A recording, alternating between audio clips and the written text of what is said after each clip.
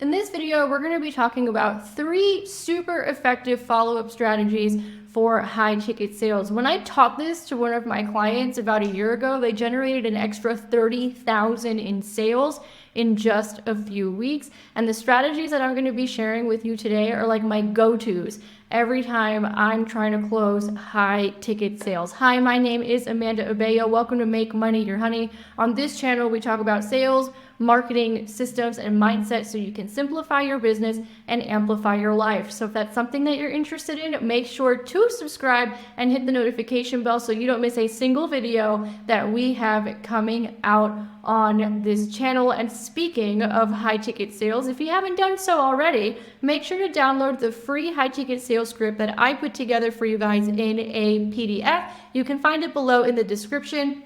This thing has been taken off like gangbusters on YouTube in the last few weeks since we really started talking about it a lot more on the channel. We've gotten amazing feedback from people on how the script is really helping them get in front of high ticket clients, get in front of qualified clients, and close more sales. So if that's something that you're interested in, the link to find it will be below, and you will also get added to our email list where you're going to get a series of welcome emails welcoming you to the community, sharing extra resources with you on your journey, and you will get personal insights from me that I don't share anywhere else. All right, guys, let's get into it. Follow-up strategies for high ticket sales. First, let's talk about why follow-up is so important. Let's do a little mindset check first. How many of you, and leave it in the comments below, don't want to follow up with prospects because you don't want to seem annoying? Probably most of you. And probably most of you feel that way because whenever somebody's tried to follow up with you, if they've even attempted to do it, and I'll get to that momentarily, it's probably sucked. It's probably been forceful, aggressive, or basic, or it just gets lost in the fray of everything in your inbox. So I totally get it. Most people don't want to seem very pushy or sleazy or aggressive. I know a lot of times in the women entrepreneur spaces and the feminine business spaces, they don't want to seem like they're chasing. And they want to attract things to them. They don't want to feel like they're chasing. So that's one of the things that comes up a lot. But let me share statistics with you because I'm a huge fan of stats and data, especially when it comes to things like sales, because once we understand the stats and the data, then we can have proper expectations, and then we can also optimize the way that we need to in order to actually get the results that we're looking for. So here's the thing. Most sales, and this is across industries, by the way, I couldn't find things that were industry specific. So across industries, what you're looking at is if you're having a sales conversation with somebody, maybe 20% of those are going to close on the actual sales call. Now that's pretty low. We've had clients get up to like 80, 90% because you can be very strategic with your marketing in order to get numbers like that. But across industries, you're probably looking at 20%. If somebody just countered you for the first time, the chances of them buying something from you immediately is just 2%. Just 2%. Some of you are finding me on YouTube for the first time right now, and the chances of you buying something immediately is 2%, right?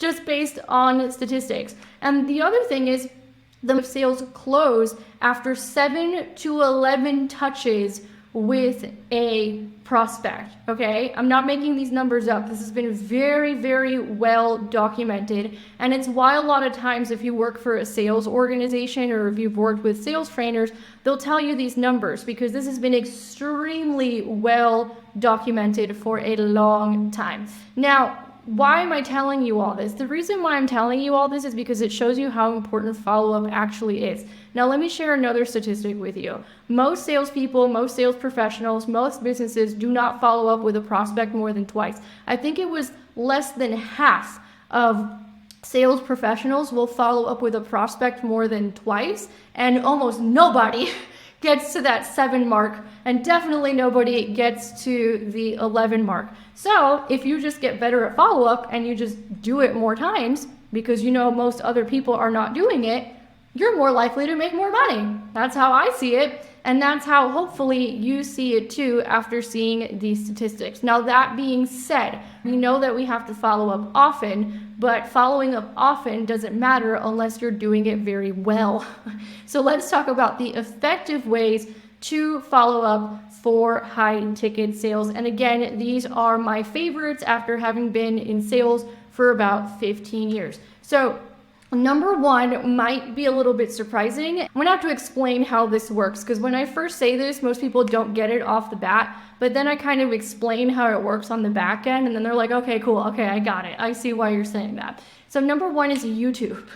Now you might be wondering, Amanda, I never thought of YouTube as a follow-up strategy, and that's because most people don't. Most people see YouTube as a lead generation strategy, as they should. It's a great lead generation strategy for high ticket sales, but I've come to find out it's also fantastic for follow-up. Now here's what I mean by that. So if you're a sales professional, or if you have a sales team, and you as the owner of a business are creating a lot of content, your sales team, or you doing the sales, can create content based on people's objections, and then you go send them the video and the content that is handling their objection. Or you can also do it with a lot of questions that people in your audience are having. Like for example, we had one recently where they asked a really great question, and they said, how do I stop sounding like everybody else on LinkedIn and Facebook? I did a whole freaking video on that, answering that particular question. So you can manually send it out as follow-up, and it works really well to get high ticket sales and get those deals done and closed and bring them to the finish line. But it also kind of does a lot of the follow-up work for you without you having to manually do it. Let me explain. So let's say you had a sales conversation with someone, for whatever reason the deal doesn't close, but that sales conversation is a goldmine of marketing data and information, as they usually are, which is why I always encourage people to learn sales and do conversations, because man, they'll tell you everything. They'll tell you everything. They will dictate all your marketing.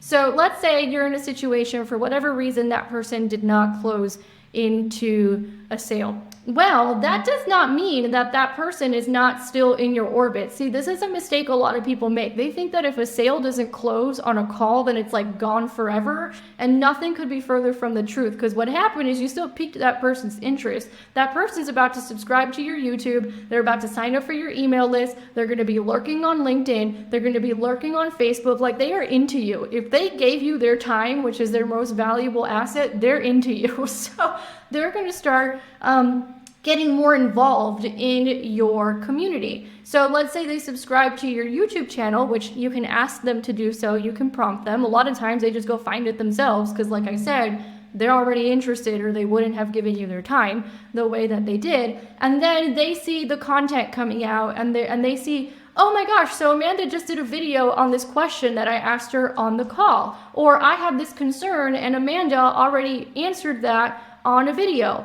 Okay, well, the YouTube basically just did the follow-up for you, and then that's when you get emails in your inbox like we tend to do, which is like, oh my gosh, I saw this video, I knew that you were talking about me, thank you so much for answering, I'm ready to go. Or please send me more information, or what do you have going on right now? So in a sense, it's like YouTube did the follow-up for you, which is it's become one of my favorite ways to do it, and it's extremely effective. Okay, number two is urgency, right?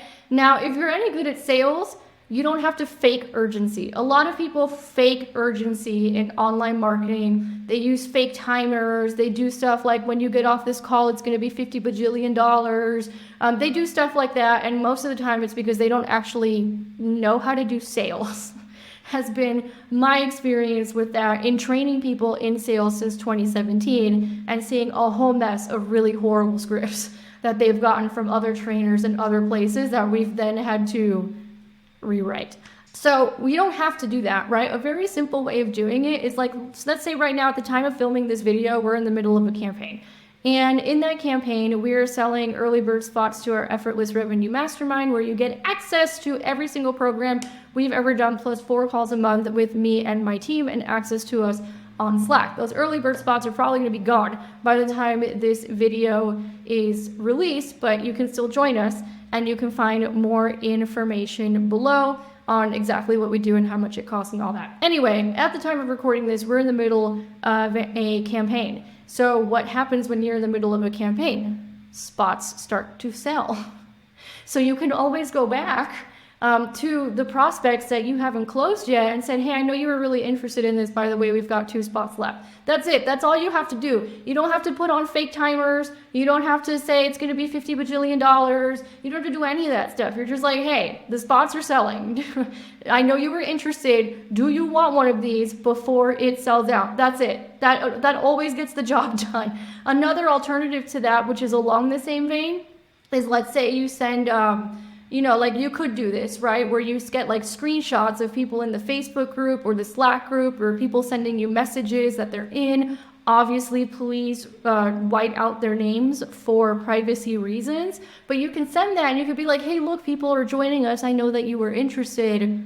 Do you want one of these spots? That is very, very effective, which brings me into the third one that's probably the most effective, which is testimonials and case studies. So right now we're in the middle of an email campaign, and Justin, make sure to follow his channel, Automate for Growth. But Justin's like an email marketing expert. It's what he did for a decade. He worked on email lists with hundreds of thousands of people on the email list on how to optimize and automate and get higher conversions and actually get email campaigns to work. Now, when he and I met, I never got a freaking email campaign to work. So a lot of it, because I'm more of a salesperson, so like by the traditional sense. So when we collaborate and come together, we created this really cool campaign, which has been one of the best performing campaigns we've ever had. I mean, it's crazy the amount of people that are clicking through. It's to the point where the servers have gone down from the amount of traffic that the pages are getting. And then he's had to like scramble and go fix the server. But one of the things that campaign has done very, very well is showcase client success stories, case studies, handle objections that people might have through the eyes of a client success story. Nothing speaks volumes like results that you get for other people. So if you send over testimonials, and you'll notice on this YouTube channel, we have tons of videos of testimonials with our clients that we've worked with over the years. We just added a few more. It's because they're super effective in closing high ticket sales. So those are my 3 favorite follow-up strategies. Like I said, YouTube is probably my favorite right now because it's doing a lot of the work for me. I don't have a sales team right now, but if I ever have a sales team, it would make a sales team's job a lot easier when it comes to follow-up because they have a lot of content that they can follow up with. So a lot of people don't think about YouTube as necessarily a follow-up strategy, but it's proven to be pretty fantastic and pretty effective. From there, we went into urgency, more specifically, like there's spots missing or look at all the people who are joining us. And then from there, we went into client testimonials and case studies. So you use these 3 and you'll be closing high ticket sales left and right. So if you guys like this video, go ahead and give it a thumbs up. Leave us a comment below of which of these strategies you are going to use in your business this week, and make sure to download our free sales script that tons of people have been downloading in the last few weeks that you can use to get the attention of high ticket clients. And thank you so much for being here, and I will see you guys on the next one.